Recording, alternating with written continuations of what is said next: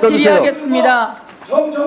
국민 여러분, 윤석열이 비상계엄을 선포했고 그리고 내란을 주도했어요. 그런데 송석준 의원이 저기 앉아서 윤석열을 옹호하고 있어요. 송석준 의원이 저기 앉아서 저 목소리로 윤석열이 내란 수괴가 아니랍니다. 여러분, 저렇게 말하는 송석준 의원 이야기 귀 기울이신 다음에 꼭 심판해 주십시오. 자, 서영기 의원님 잠깐 발언 중지하시고, 송석준 의원은 계속 질서를 어지럽혔기 때문에 145조 1항에서 1차 경고합니다. 듣지 않으면 퇴장시키겠습니다. 자, 계속 발언하세요. 못하겠습니다. 자, 서영기 의원 질의하세요. 자, 이제 제가 질의하겠습니다. 여기서 반성하셔야 돼요. 질의하세요. 자, 왜 반성했어요? 국민의힘은 제발 국민 앞에 90도로 엎드려서 사과하세요. 헌정 질서를 파괴하고 있습니다, 여러분. 본인이 하고 있어요. 내란 법을 감싸지 마십시오. 어떻게 자, 질의하세요. 질의하세요. 정말 가슴이 아픕니다.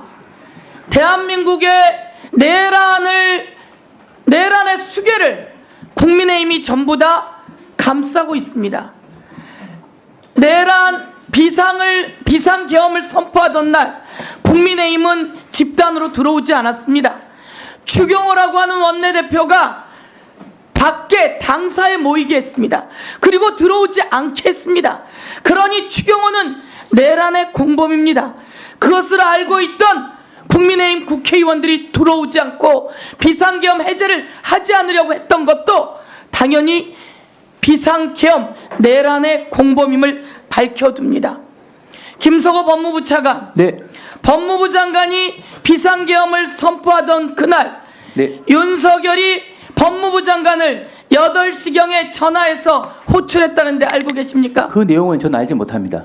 국민 여러분, 법무부 장관도 그래서 공범이라는 겁니다. 12월 3일 비상계엄을 선포하던 날 법무부 장관은 이 자리에 와서 아무것도 모르는 것처럼 이야기했어요. 아무것도 모르는 것처럼 이야기했어요. 그런데 지금 밝혀지게 된 것은 12월 3일 8시경 부부 모임을 하고 있는 박성재에게 전화해서 대통령이 용산으로 들어오라고 했다는 겁니다. 그래서 8시 반에 박성재와 윤석열이 만났다는 겁니다. 도대체 무슨 얘기를 한 겁니까? 그리고 제가 법무부 차관에게 요구합니다. 그날 법무부 장관은 무슨 내용을 가지고 왔고 무슨 내용으로 여러분을 소집해서 법무부 회의를 했는지 그 내용을 제출해야 합니다. 그날 온 법무부 관계자들에게 어떤 지시를 했는지 어떤 회의를 했는지 여러분은 그것을 제출해야 합니다. 두 번째, 정말 깜짝 놀랄 일입니다. 아주 깜짝 놀랄 일은 여인영 방첩사령관이 정성우 1처장에게 이렇게 이야기했다는 거 아닙니까? 법원행정처장님도 헌법재판소 사무처장님도 좀 들어봐 주세요. 이 비상계엄이 선포됐고 국정원과 검찰이 올 것이다. 중요한 것은 검찰이 할 것이다. 그러니 너희들은 검찰을 지원해라. 도대체 이건 무슨 말입니까? 그동안 법무부, 검찰 마치 압수수색, 체포해가면서 검찰이 하지 않아야 될 영역까지 넘나들었는데 끝내는 제보가 나온 거예요. 여인영 방첩사령관이 정성우 1차장에게 검찰이 올 거고 너희들은 검찰을 지원하면 된다. 도대체 윤석열은 검찰에게 무슨 지시를 한 겁니까? 국정원 1차장이 고백을 했습니다. 저에게 전화를 여러 번 했습니다. 여러 번 전화해서 국회의원들을 잡으라고 했습니다. 한동훈을 잡아들이고 이재명을 잡아들이고 그리고 김명수도 잡아들이고 그리고 또 누구를 잡아들이라고 했습니까? 그 다음에 나온 거지만 김동현 판사를 잡아들이라고 했습니다. 헌법재판소 사무처장님, 김동현은 누구길래 잡아들이라고 한 겁니까? 제가 알고 있지는 못하는데요. 김동현이 누구입니까? 이재명도 알겠고 한동훈도 알겠고 김명수도 알겠고 우원식도 알겠고 우리가 알만한 사람은 아는데 김동연은 누굽니까? 법원행정처장님, 김동연은 누구입니까? 재판장으로 알고 있습니다. 이재명 대표, 누구 재판장이었습니까? 이재명 대표 관련 사건 중에 한 사건. 이재명 대표 관련해 무죄를 내린 사람이 김동연이었습니다. 김동연을 잡아들이라고 했습니다. 이게 말이 됩니까? 사진, 내란의 공범들 사진 한번 띄워봐 주세요. 대한민국이 이렇게 심각하게 되었습니다. 이 중요한 대한민국의 나라를 지킬 사람들이 구속되었습니다. 이 내란의 공범 사진도입니다. 온갖 국방부 사령관들은 다 구속되고 다 내란의 공범이고, 그 정점에 윤석열이 있고 국무총리부터 국무위원들까지 내란 비상계엄을 심의했습니다.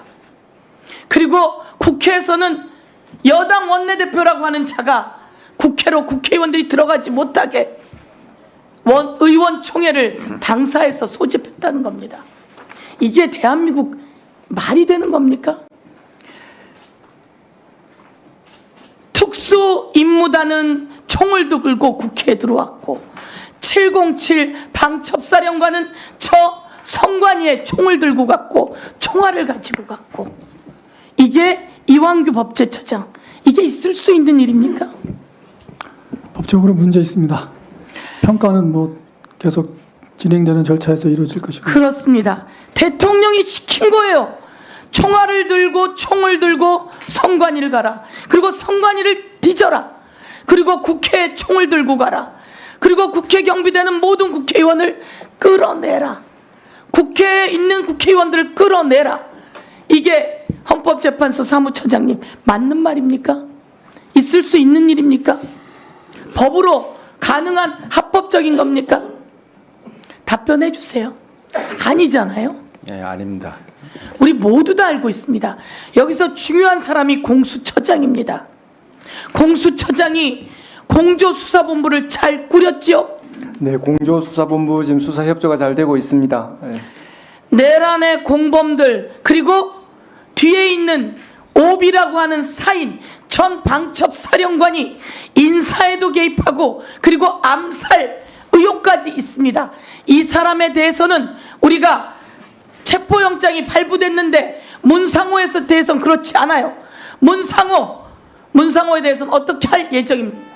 지금 긴급 체포가 검찰 단계에서 승인이 되지 않았는데 그로 인해서 문상호에 대한 여러 가지 조사가 지금 난항을 겪고 있을 거로 보여서 우리 공수처에서는 그것을 보완할 수 있는 조치를 적극적으로 취하고 있습니다. 어떻게 해서 즉각적으로 네, 그런 부분 뭐 수사의 비밀성 때문에 자세히 언급하지는 못하겠지만 그런 부분에 대해서 공수처로서는 최대한 조치를 취하고 있습니다.